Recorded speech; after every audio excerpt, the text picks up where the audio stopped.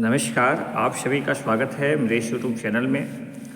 आज हम एक विशेष टॉपिक लेके आए हैं कि जो भी हमारे सभी दोस्त भावी सभी आईएएस, आईपीएस, आईआरएस, आईएफएस पदाधिकारी जिन्होंने यूपीएससी मेंस के एग्ज़ाम पास कर लिए हैं और कुछ ही दिनों में उनका इंटरव्यू भी होने वाला है, तो सभी मित्रों का मेरा सजेशन यही है कि अपने आप को आप मजबूत रखें। जो भी आपका हॉबीज़ है, जो भी आपका ऑप्शनल पेपर है और करंट जो मुद्दे हैं, जैसे अभी आप देखें 2-3 दिन पहले धारा 370 को सुप्रीम कोर्ट ने वैध माना और भी बहुत सारी चीज़ जो हो रहे हैं, चुनाव को सुधार को लेकर के जैसे बातें उठ रही है, चाहे समान नागरिक संहिता को लेकर के बात उठ रही है, एक देश वन नेशन वन इलेक्शन की बात हो रही है। तो जो भी इनिशिएटिव, जो करंट मुद्दे हैं, जो वर्ग के सामने आ रहे हैं, उस पर आप विशेष नज़र रखिए। दूसरी बात, आप देखते होंगे चाहे हमारे प्रधानमंत्री मोदी जी हो, चाहे गृह मंत्री हो, चाहे और भी जो सेंट्रल मिनिस्टर हैं, गोल क्या है?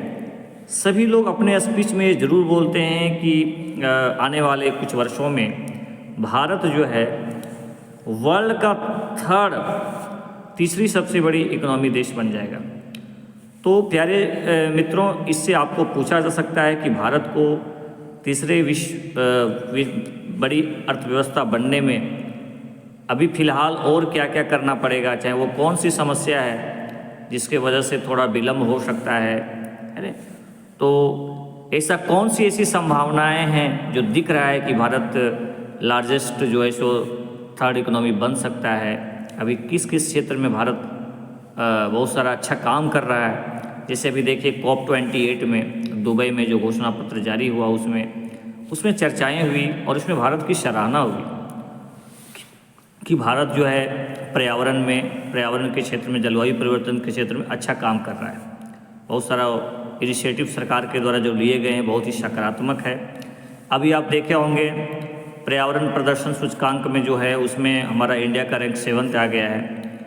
तो सरकार प्रयास कर रही है, क्या क्या प्रयास कर रही है, कौन कौन सा इनिशिएटिव वो लिए हैं, इस पर थोड़ा सा पकड़ बनाइए। सरकार की जो योजना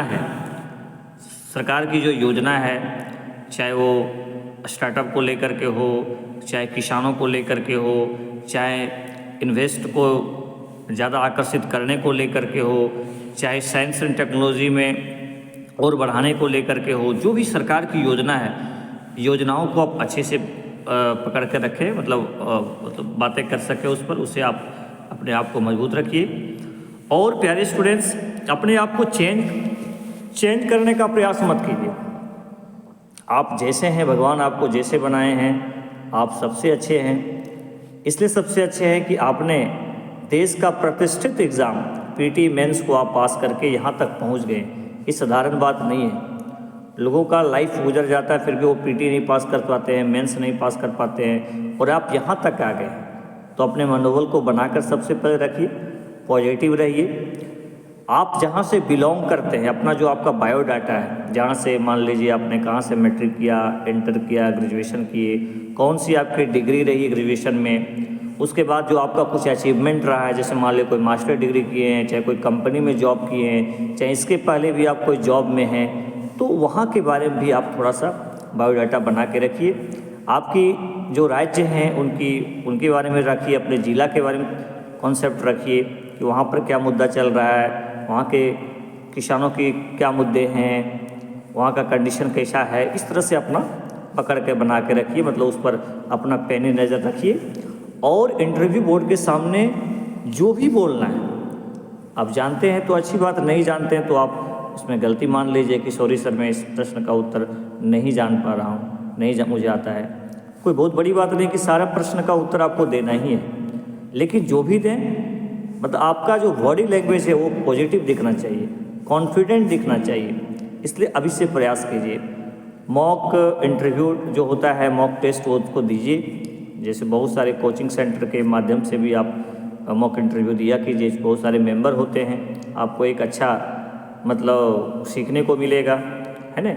लेकिन इसके अलावा भी आप अपने घर पर जहाँ आप तैयारी कर रहे हैं आपका जो, वहाँ पर भी आप अपने से कोई टॉपिक पर अपने मित्रों को बता सकते हैं।